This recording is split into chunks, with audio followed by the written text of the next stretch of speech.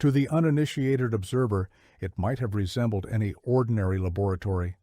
But what would transpire within those walls over the next 9 months would become one of the most disturbing chapters in the history of medical ethics, a series of events so profoundly troubling that their legacy would reshape how the world understood the boundaries between science and humanity. This is the story of the secret chamber that froze prisoners alive in the name of research. A story of how the German Luftwaffe, desperate for solutions to save their pilots from the frigid waters of the North Sea, turned to methods so unconscionable that they would later be judged as crimes against humanity. It is a tale of ambition, cruelty, and the dangerous places where ideology and science intersect. And it is a reminder that the worst atrocities are often committed not by monsters in the shadows, but by educated professionals who convince themselves that their ends justified any means. Before we delve deeper into this dark chapter of history, I want to ask you something. If you find value in content that examines the difficult truths of our past, content that ensures these stories are never forgotten, then please take a moment to hit that subscribe button and click the notification bell. By joining this community, you help ensure that the lessons of history continue to reach new audiences. And if you appreciate the careful research that goes into presenting these accounts accurately and respectfully, please consider leaving a like on this video. Your engagement makes an enormous difference. Now, let us return to Bavaria in the summer of 1942. To understand how such a place came to exist, we must first examine the broader context of Nazi Germany's medical establishment and its complete subversion of the Hippocratic tradition. When the National Socialist Party rose to power in 1933, they inherited a medical system that was already grappling with troubling ideological currents. The concept of eugenics, or racial hygiene as it was termed in Germany, had been gaining traction throughout Europe and America during the early 20th century. But the Nazi regime would take these ideas to their most extreme and horrifying conclusions, creating a medical culture where human worth was measured by perceived racial value rather than inherent dignity. German medicine under the Nazis operated under a twisted moral framework. Physicians were taught to view their primary duty not to individual patients, but to the collective health of the folk, the German people.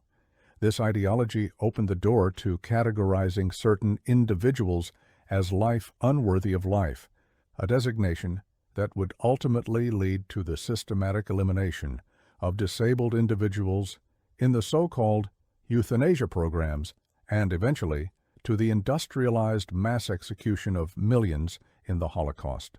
Within this perverted ethical system, the use of concentration camp prisoners for medical experimentation seemed not just permissible, but necessary. They were considered expendable lives that could be sacrificed for the benefit of valuable German citizens.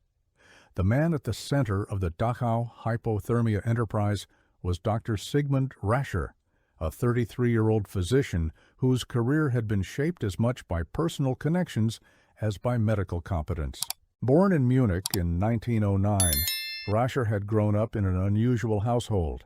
His father, Hans August Rascher, was a devoted follower of Rudolf Steiner's anthroposophy movement, and young Sigmund attended the first Waldorf school in Stuttgart.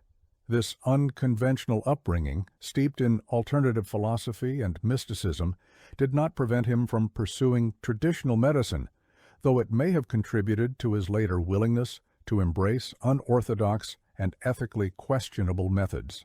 After beginning his medical studies in 1930, Rascher made a fateful decision in 1933 that would define the trajectory of his life.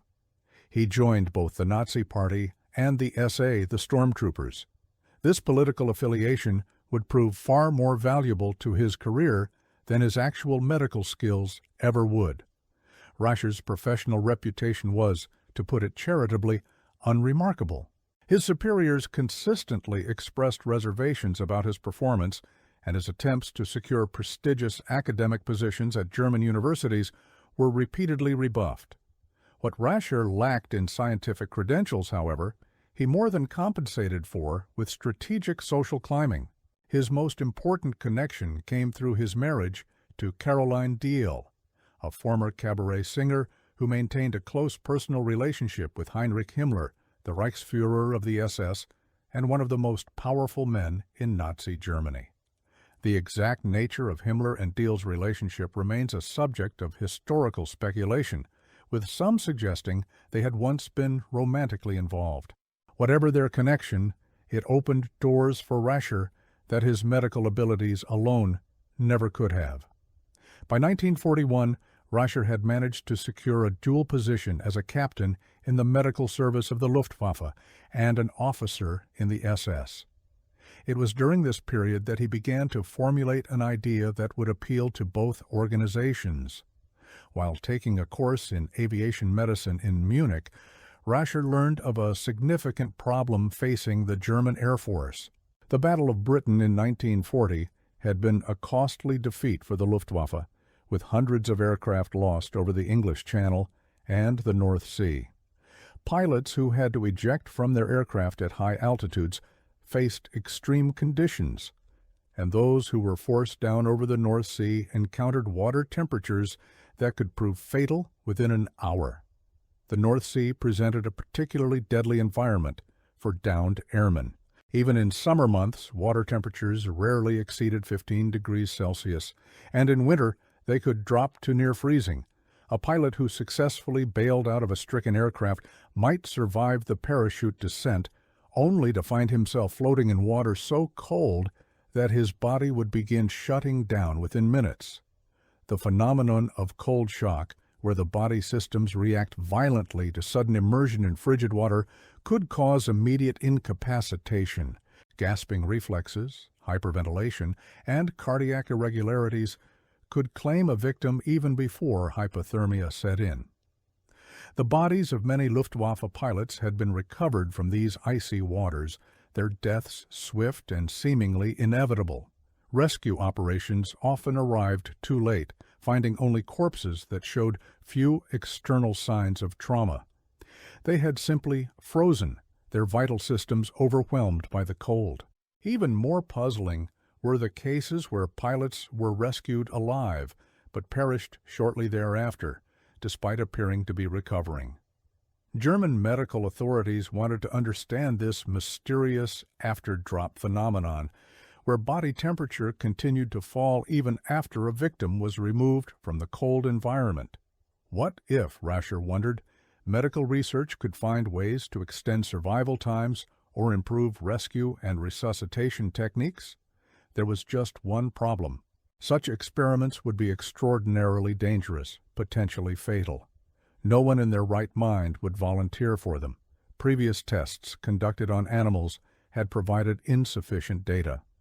Rascher needed human subjects, and he knew exactly where to find them. In early 1941, Rascher wrote a letter directly to Himmler. In it, he outlined his proposed research program and made a remarkable request. He asked Himmler to place concentration camp prisoners at his disposal, acknowledging quite openly that the experiments might prove fatal. The Reichsfuhrer's response, delivered through his adjutant Rudolf Brandt, was accommodating. Prisoners would indeed be made available.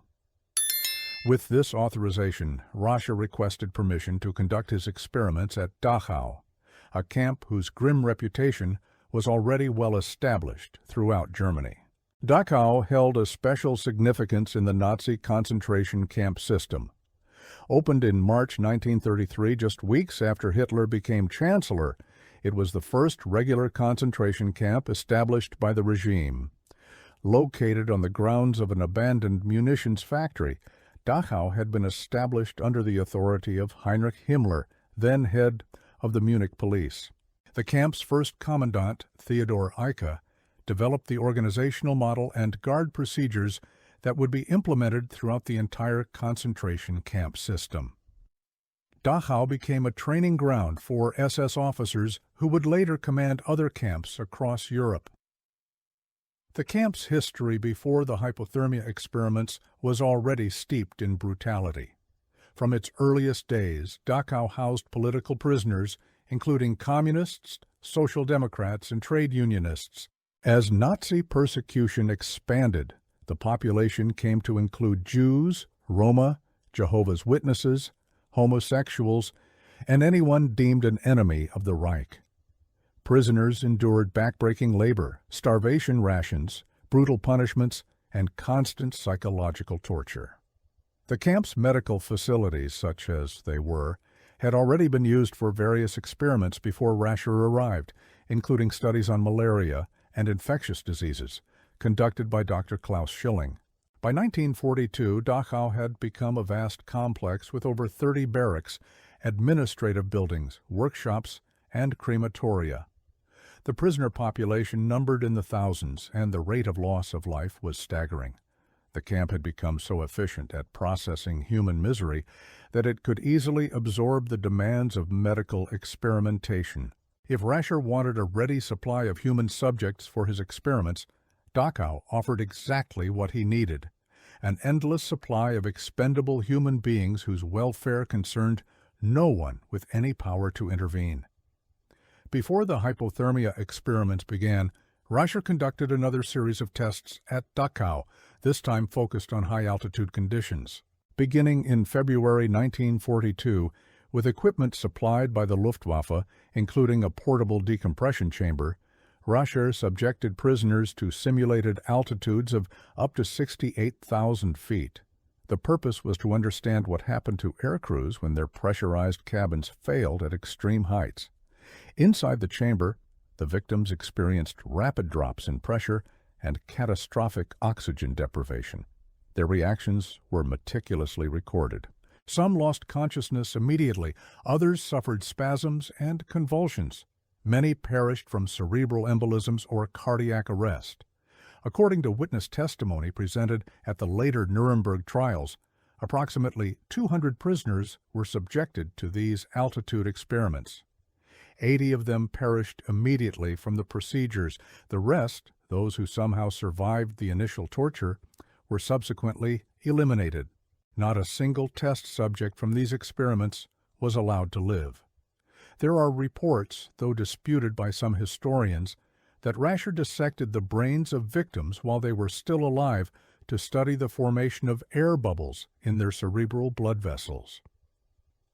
When Himmler reviewed reports of these fatal experiments, he suggested that any subject who survived should be pardoned to life imprisonment rather than face execution.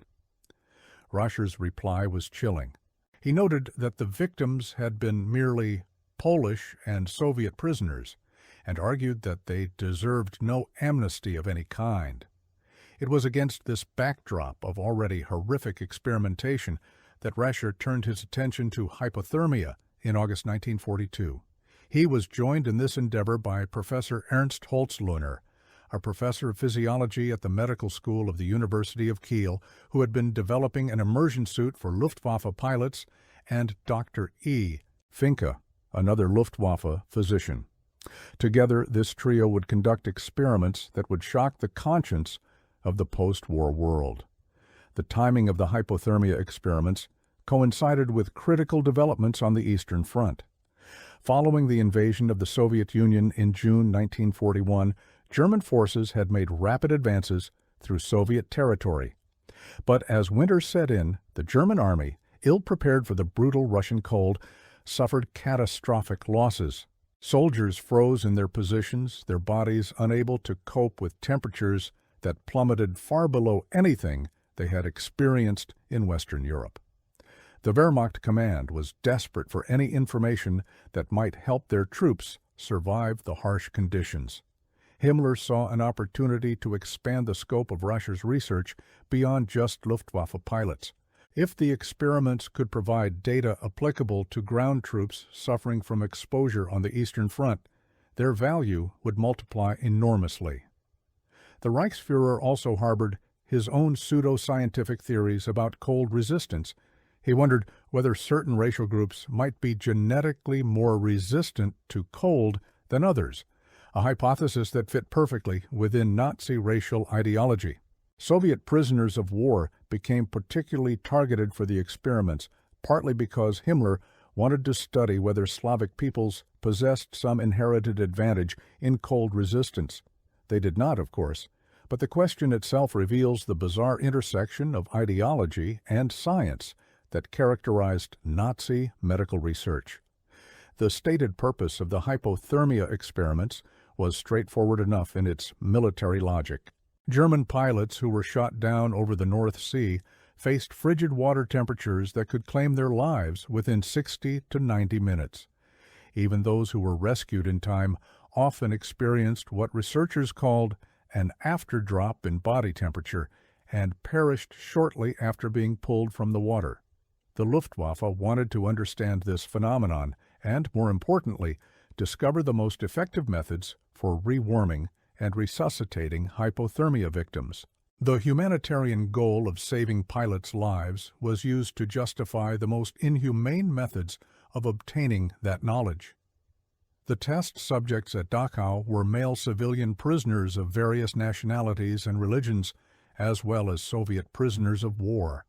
Their participation was almost always forced. Occasionally, prisoners were offered what amounted to a devil's bargain: volunteer for the experiments, and you might receive a commutation of your sentence or even release from the camp. These promises were rarely, if ever, fulfilled.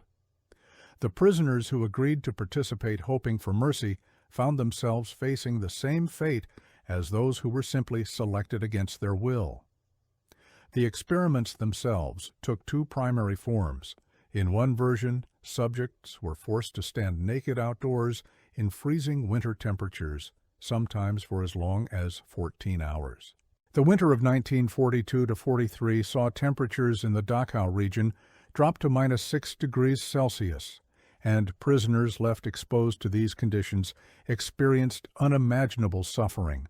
Witnesses later testified that the screams of these men as their bodies froze could be heard throughout the camp, a sound so disturbing that Rascher at one point requested permission to relocate his experiments to Auschwitz, where the larger facility might contain the disturbances more effectively. The other method, which became the primary focus of the research, involved immersion in ice-cold water. The metal tank installed in the laboratory was filled with water maintained at temperatures as low as 2 degrees Celsius. Prisoners were forced into this tank, sometimes naked, sometimes dressed in various types of protective clothing that the Luftwaffe was considering for pilot survival gear. Electrodes were attached to their bodies to measure internal temperature, heart rate, and other vital signs. Then they were left in the freezing water while researchers took careful notes. The experience for the victims was beyond horrific. Modern understanding of hypothermia allows us to reconstruct what these prisoners endured, though words can scarcely capture the full extent of their suffering. As their bodies cooled, they would first experience intense shivering, their muscles contracting violently in a desperate attempt to generate heat. This shivering response is the body's primary defense against cold, capable of increasing heat production fivefold. But in water temperatures near freezing, it was ultimately futile. Within the first 15 minutes, the cold would begin affecting their mental processes. Confusion set in as blood flow to the brain decreased. Their breathing would become rapid and labored, a response that only accelerated heat loss through the lungs. Many victims reported later, those few who survived, that the pain was excruciating beyond description. The cold penetrated to the bone, creating a sensation as though knives were being driven into their flesh. Some victims screamed continuously until they lost the strength to do so. After 30 minutes to an hour, most would begin losing consciousness as their core temperature dropped below dangerous thresholds. At this stage, the body begins shutting down non-essential functions to protect vital organs. Blood retreats from the extremities toward the core. The pain, particularly in their hands and feet, reached its peak and then began to fade as nerve endings lost their ability to transmit signals. Their hands and feet would turn white as blood vessels constricted, eventually becoming completely frozen, the tissue hardening like ice. Frostbite set in, causing permanent damage that, in the unlikely event they survived, would have meant loss of digits or limbs. The heart, struggling to pump increasingly thick blood through constricting vessels, began to falter. Cardiac arrhythmias became common as the heart's electrical system malfunctioned in the cold. Some victims experienced ventricular fibrillation, a chaotic heart rhythm that is invariably fatal without intervention. Others simply experienced a gradual slowing of the heartbeat until it stopped entirely. Some subjects were held in the water for up to 3 hours, though many perished well before that time elapsed. The researchers recorded everything with clinical detachment, their pens moving across notebooks, as human beings slowly froze. They noted how long it took for subjects to lose consciousness, typically between 70 and 90 minutes. They documented the progression of symptoms, the changes in heart rhythm, the moment when breathing ceased. When subjects lost consciousness, they were sometimes pulled from the water for rewarming attempts. Other times, they were left to expire in the tank while observers continued taking measurements, watching the final moments of life drain away while they calculated the exact temperature at which existence became impossible. Heinrich Himmler took a particular interest in these experiments, traveling to Dachau multiple times to witness them personally. His involvement went beyond mere observation. The Reichsfuhrer actively shaped the direction of the research, making suggestions that the scientists felt compelled to implement regardless of their scientific merit. One of Himmler's pet theories involved the belief that the back of the neck was particularly important for heat loss, and he insisted that experiments be conducted with this area kept above water. Another of his suggestions would become one of the most disturbing aspects of the entire program. Himmler proposed that hypothermia victims might be effectively rewarmed through body heat generated by sexual contact. Acting on this directive, Rascher arranged for 4 Romani women to be transferred from the Ravensbrück concentration camp. The plan was grotesque in its conception. Hypothermic prisoners, barely conscious and near the end of their lives, would be placed between 2 naked women in an attempt to transfer body warmth.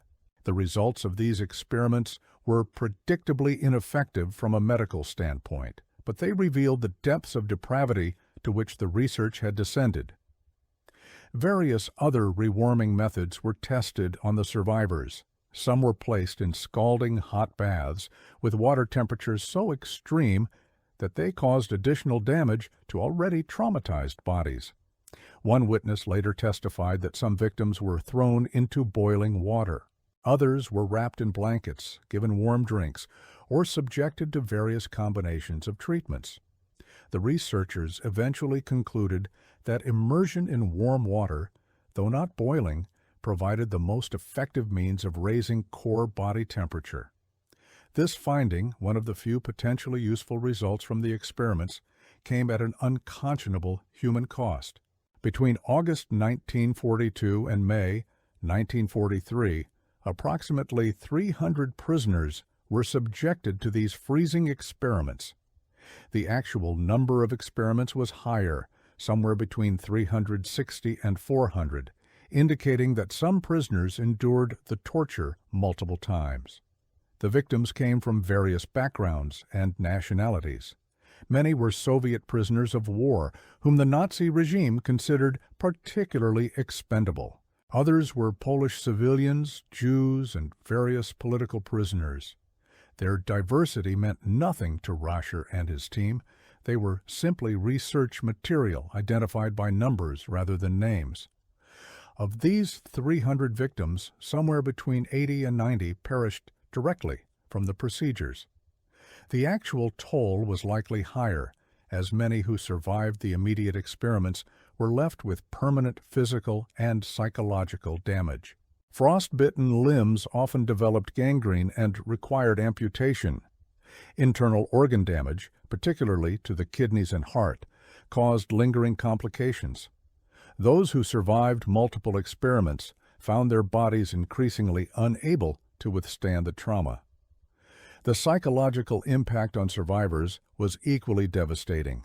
The terror of knowing that at any moment they might be selected for another experiment. The memory of their own screams echoing off the laboratory walls, and the trauma of watching fellow prisoners perish left permanent scars. Only 2 prisoners who underwent these experiments are known to have survived the war, and both were described as having become mentally incapacitated. Their minds had retreated from a reality too horrific to process. Among those who perished, most remain anonymous.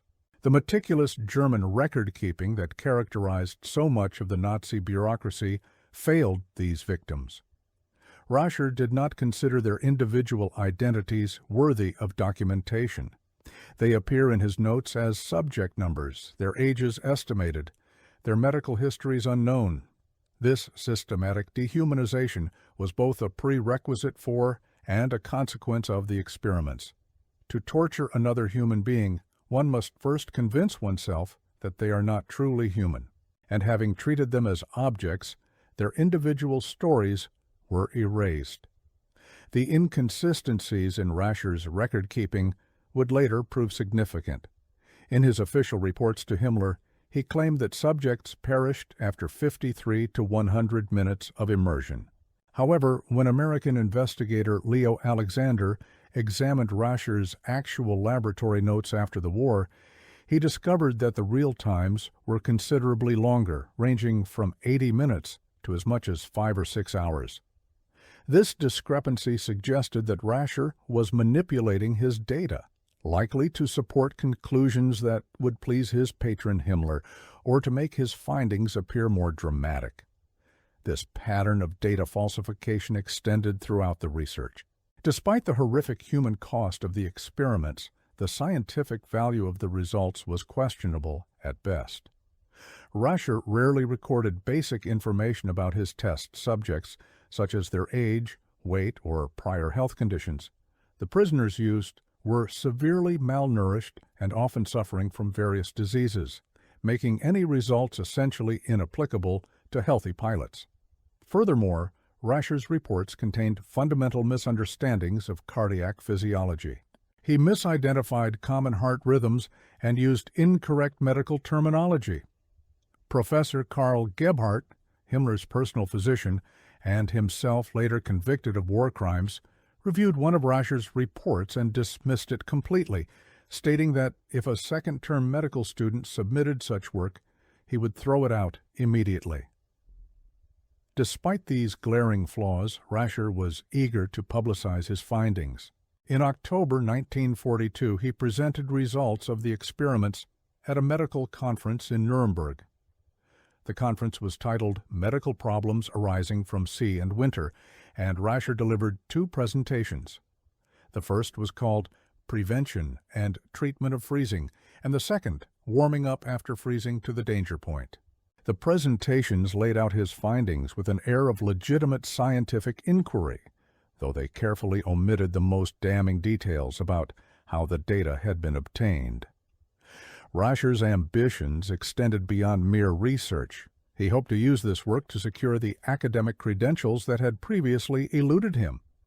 He sought a habilitation, the advanced degree required for university professorships in Germany, based on his hypothermia research. He applied to the universities of Munich, Marburg, and Frankfurt, but was rejected by all 3.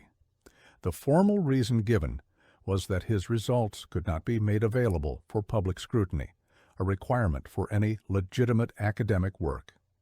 The universities, it seems, were unwilling to grant credentials based on research whose methods could not withstand open examination.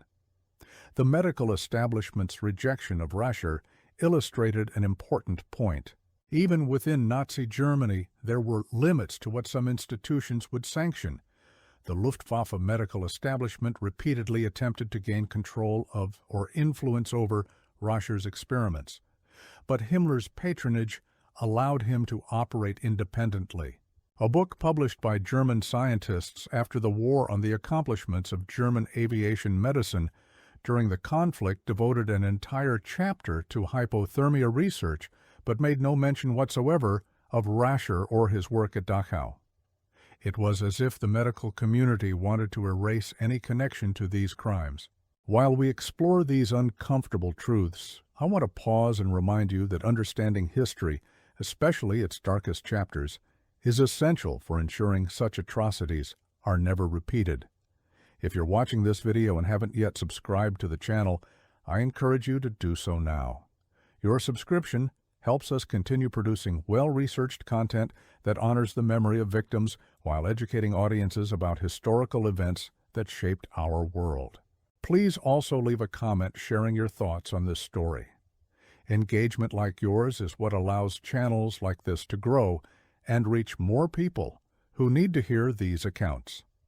By 1944, Rasher's charmed life began to unravel through circumstances that revealed his character to be as corrupt in his personal affairs as it was in his professional ones. For years, Rasher and his wife Carolina had claimed that she had miraculously given birth to children despite being in her late 40s, even reaching her 50th year. Himmler, who was obsessed with population growth and Nazi racial ideology, had championed this story as evidence that the childbearing years of German women could be extended. It was propaganda gold for the Lebensborn ideology. The truth was far more sordid. Carolina Rasher was unable to conceive children. The babies she claimed to have birthed had actually been kidnapped from hospitals or obtained through deceptive means.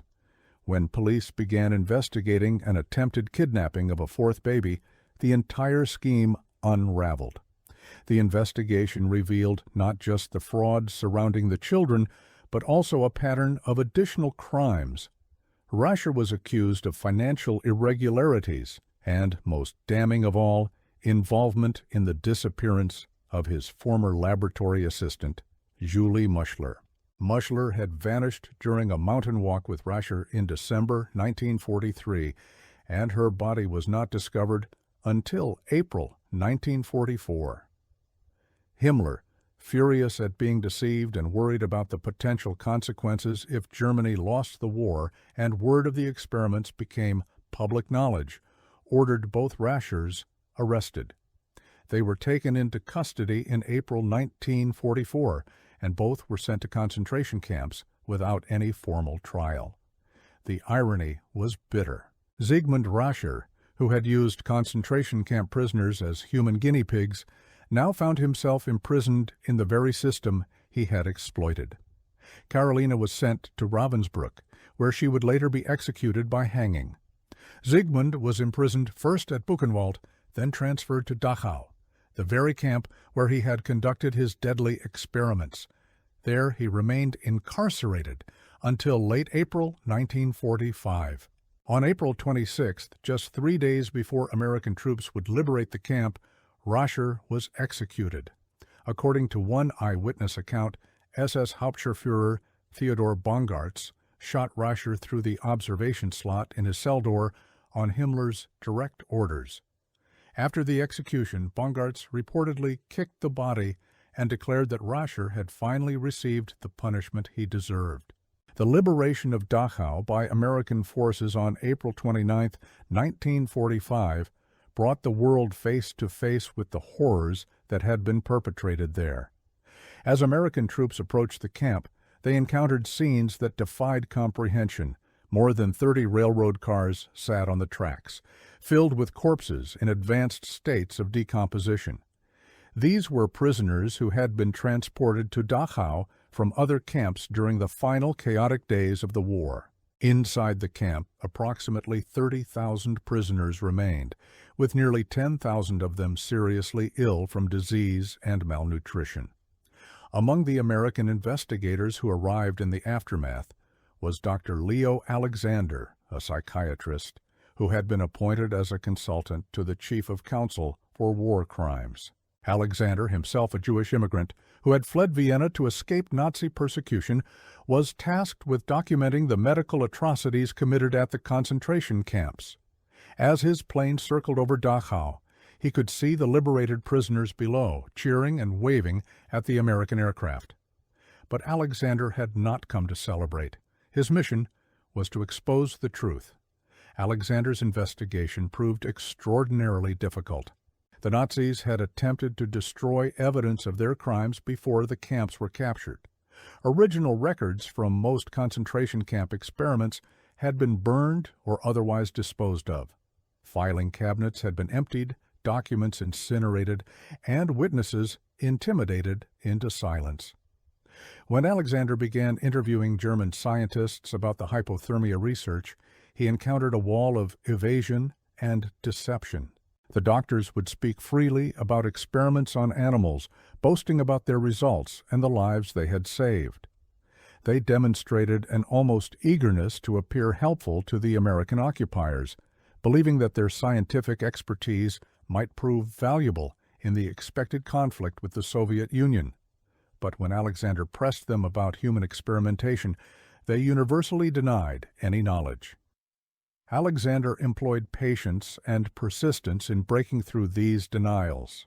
He was a skilled interrogator who understood that guilt manifests in behavioral patterns. He noticed how the scientists would grow uncomfortable when certain topics arose, how they would change the subject or offer overly elaborate explanations for gaps in their research timelines. He compared stories between different scientists, identifying contradictions that revealed deception. Slowly, the wall of lies began to crumble. One crucial breakthrough came when Alexander discovered that the experiments had not been carried out in secret, as the scientists claimed. Communications between Rascher and Himmler had been extensive and formally documented through official SS channels. The Reichsführer's office had maintained copies of correspondence, and not all of these documents had been destroyed. Alexander found references to conferences where the results had been publicly presented to military physicians. The scale of the operation made complete cover-up impossible. Through persistent investigation, Alexander managed to recover crucial documentation. He found extensive communications between the researchers and Himmler that detailed the experiments in clinical language that belied their horrific nature. He located Rascher's laboratory notebooks, pages filled with graphs and measurements that chronicled the final moments of human beings. Most importantly, he recovered the comprehensive report that had been presented to Himmler in October 1942, a 56-page document signed by Holzlöhner, Rascher, and Finke that summarized their findings with chilling scientific detachment. Alexander interviewed survivors and camp workers who had witnessed the atrocities firsthand. Their testimonies filled in the gaps that the documentation left open. Prisoner doctors who had been forced to assist in the experiments provided accounts of what they had witnessed. Camp inmates who had worked as orderlies described the screams that echoed from the laboratory building. Their accounts brought humanity back to the numbers in Rascher's notebooks.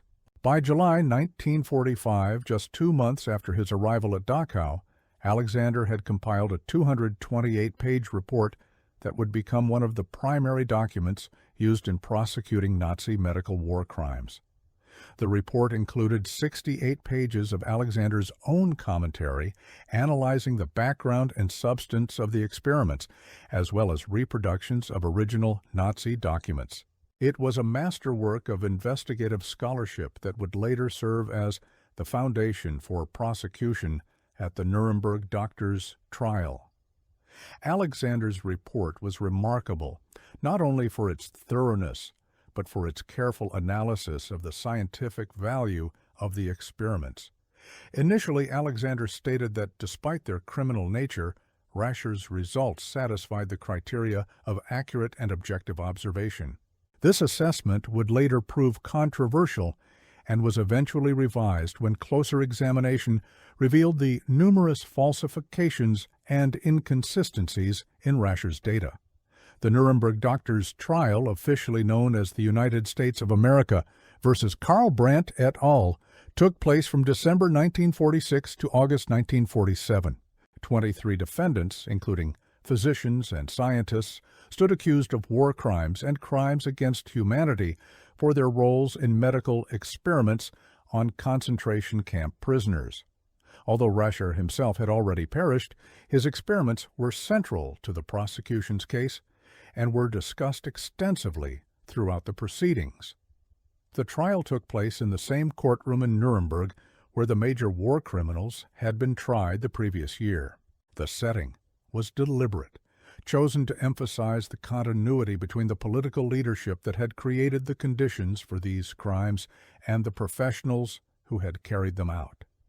The defendants sat in rows, many still wearing their professional demeanor, like armor, convinced that their medical credentials would protect them from judgment. The prosecution team faced a unique challenge.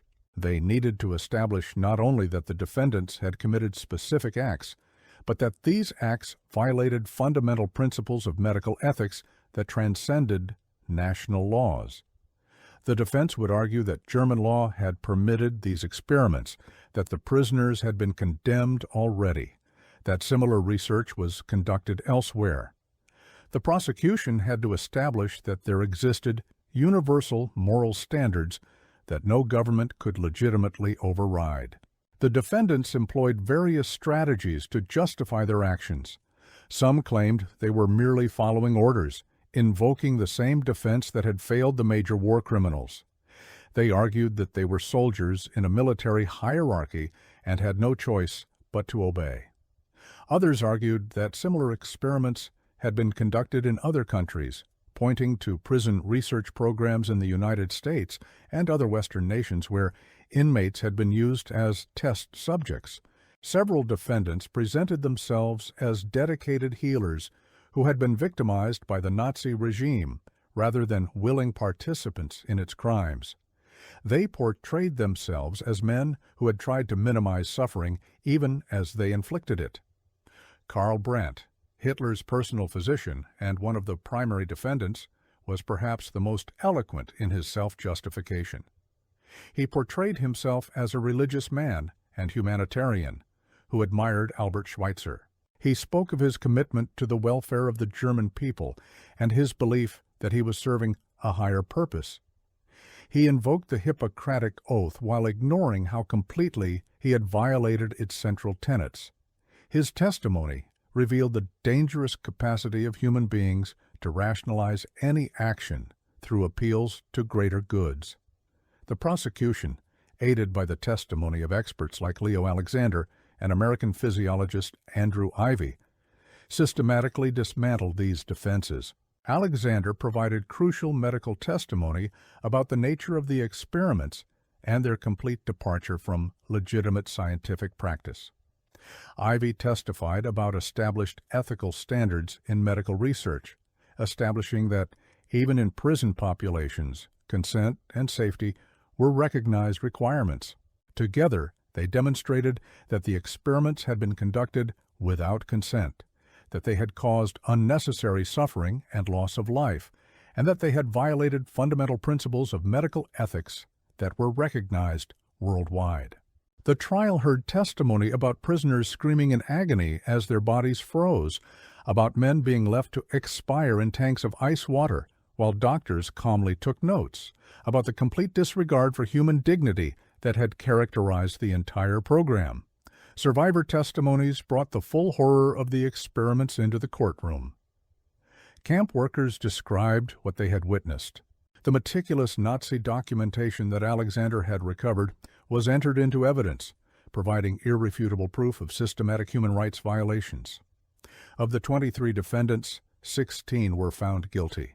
7 of those convicted were sentenced to the ultimate penalty and executed by hanging at Landsberg Prison on June 2, 1948. Others received prison sentences ranging from 10 years to life. The Dachau hypothermia experiments, though conducted by a man already deceased, became one of the most thoroughly documented examples of Nazi medical atrocities and played a crucial role in establishing the crimes of the regime for historical record.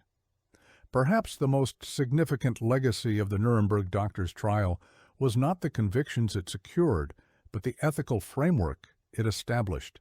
The trial resulted in what became known as the Nuremberg Code, a set of 10 principles for ethical human experimentation that would reshape medical practice worldwide.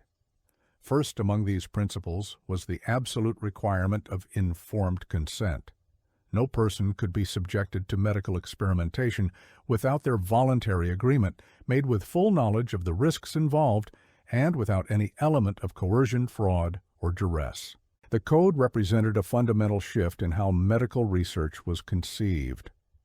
Prior to Nuremberg, medical ethics had largely been understood through the lens of the Hippocratic tradition, which emphasized the physician's duty to do no harm to individual patients.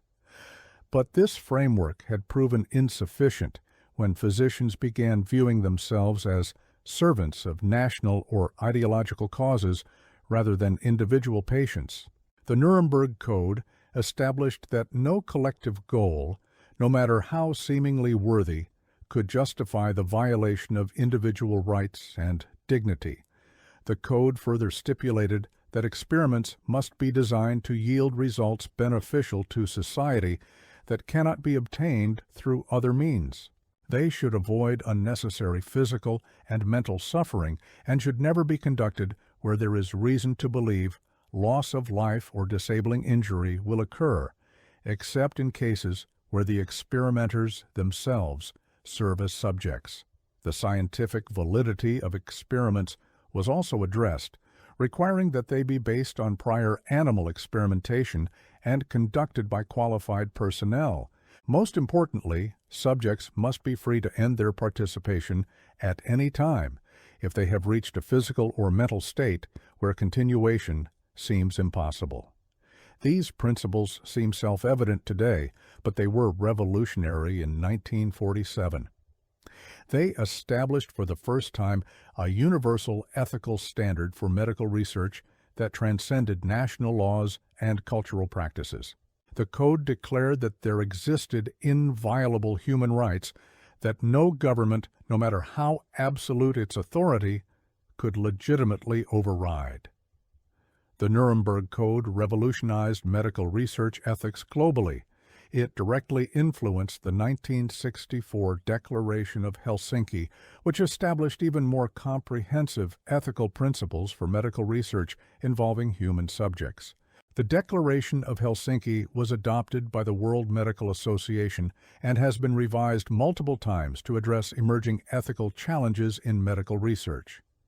It established the requirement for independent ethics committees to review research protocols, expanded protections for vulnerable populations, and emphasized the importance of ensuring that research benefits are shared equitably. The influence extends even further. Every institutional review board that evaluates research proposals at universities and hospitals around the world owes its existence to the framework established after Nuremberg. Every informed consent form that research participants sign before enrolling in clinical trials traces its origin to the first principle of the Nuremberg Code. Every ethics committee that reviews experimental protocols, every regulation that protects human subjects, every safeguard built into modern medical research exists because of what happened in that secret chamber at Dachau and places like it.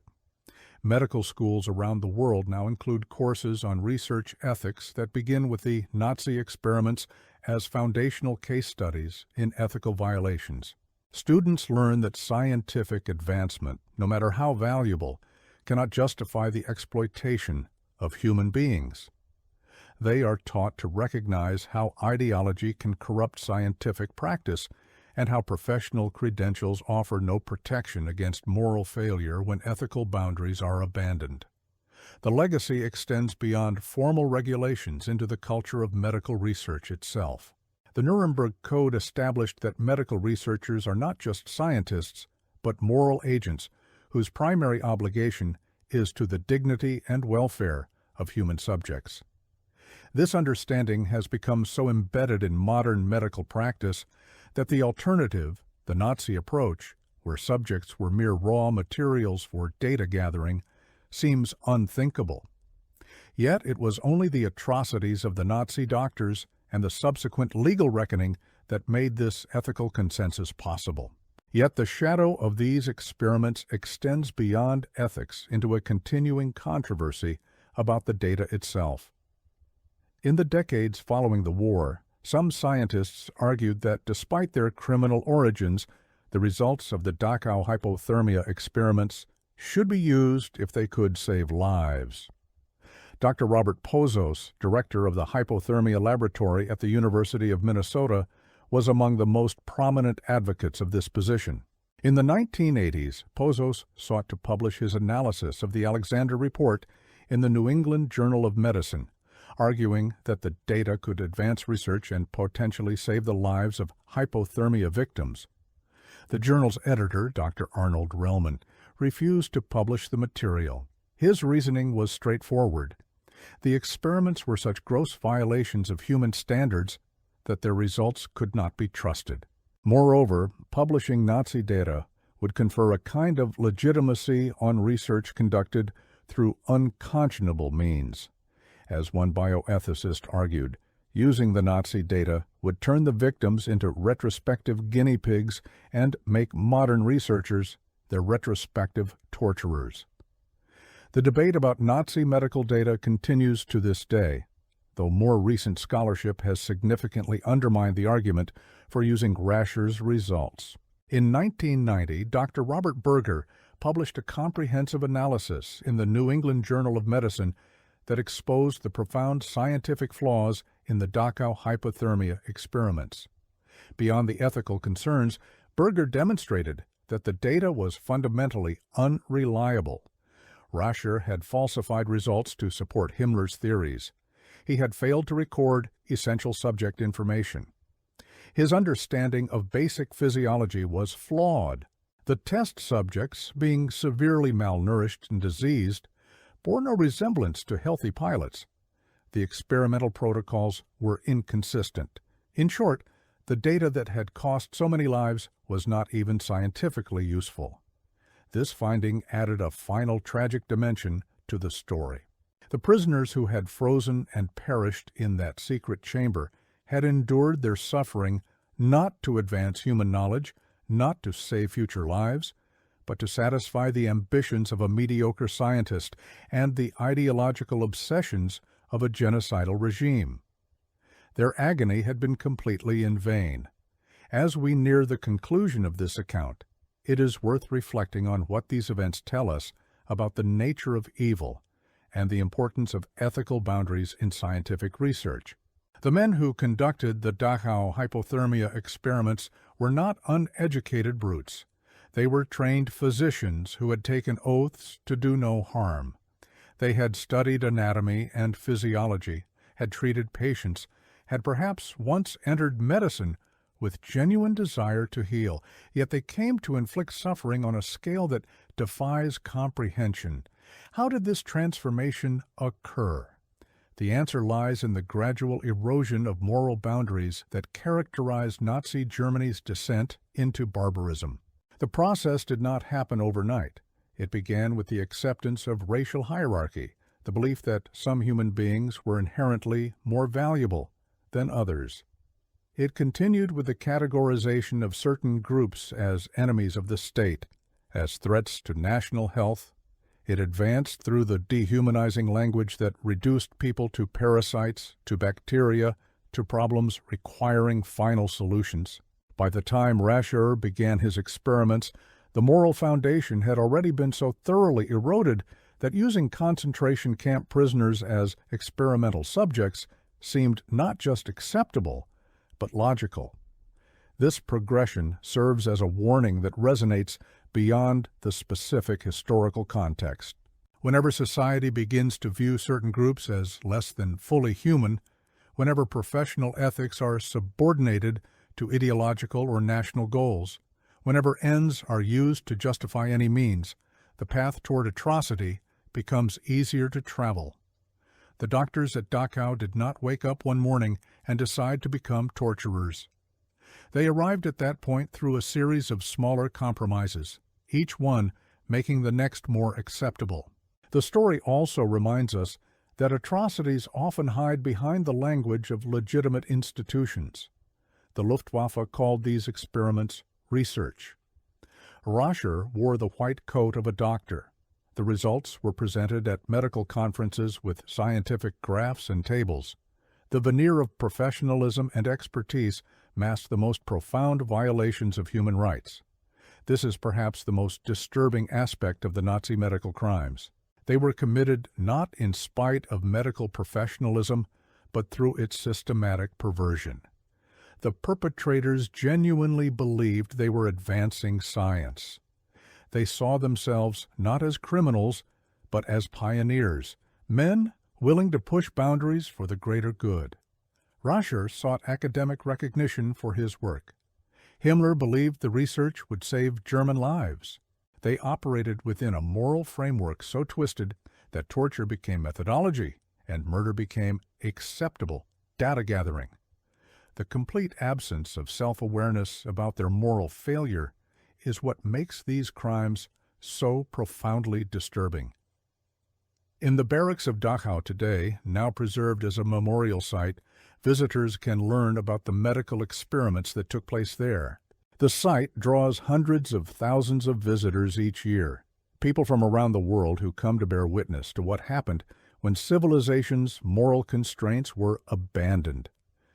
Walking through the preserved grounds, past the reconstructed barracks and the crematorium, visitors confront the full weight of these crimes.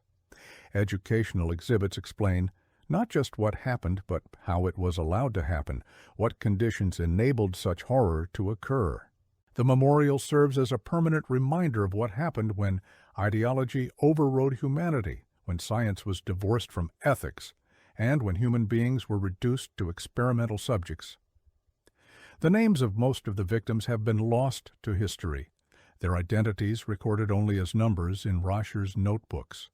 We do not know who they were, what dreams they held, what lives they might have lived had they not been selected for experimentation. Their stories were silenced along with their screams, but their suffering gave rise to the modern framework of research ethics that protects human subjects around the world. Standing in that place, one cannot help but think of the specific individuals who endured such horror. The political prisoner who was told he would be released if he volunteered for experiments, only to find himself freezing in a tank of ice water. The Soviet soldier, captured in combat and stripped of all dignity, left naked in the winter cold while doctors took notes.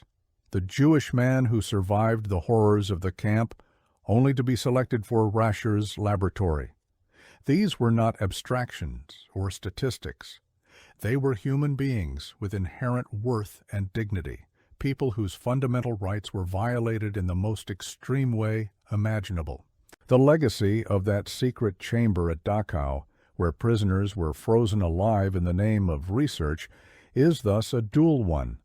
It stands as a monument to human cruelty and the dangers of unchecked power, but it also stands as the foundation upon which modern medical ethics was built, a reminder that the dignity of every human being must be respected, regardless of nationality, religion, or circumstances.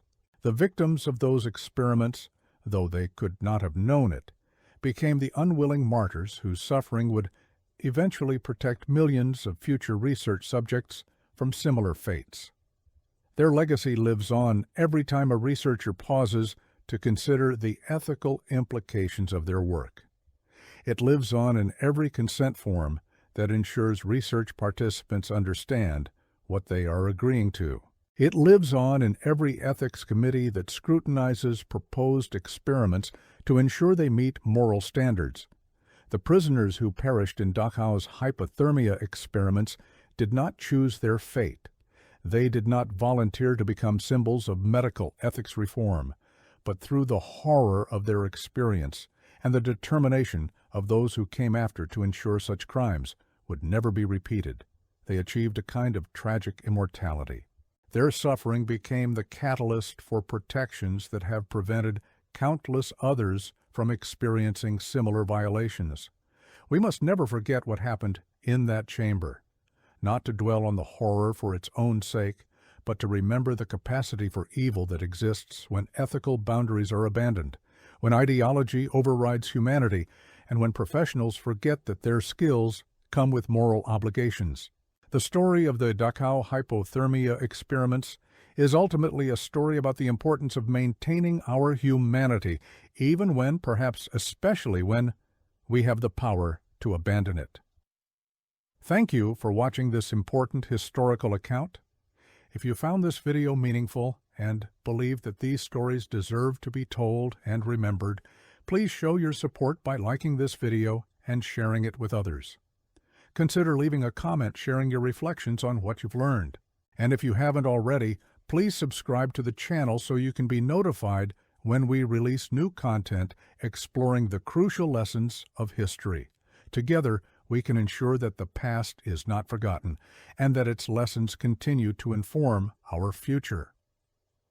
Until next time, remember that understanding where we've been is essential to knowing where we should never go again. In the summer of 1942, a peculiar construction began to take shape within the confines of the Dachau concentration camp in southern Bavaria. Just 13 kilometers northwest of Munich, in a place already synonymous with suffering and oppression, workers erected what appeared to be a modest scientific facility. Inside this building, they installed a large metal tank, thermometers, electrodes, and various measuring instruments.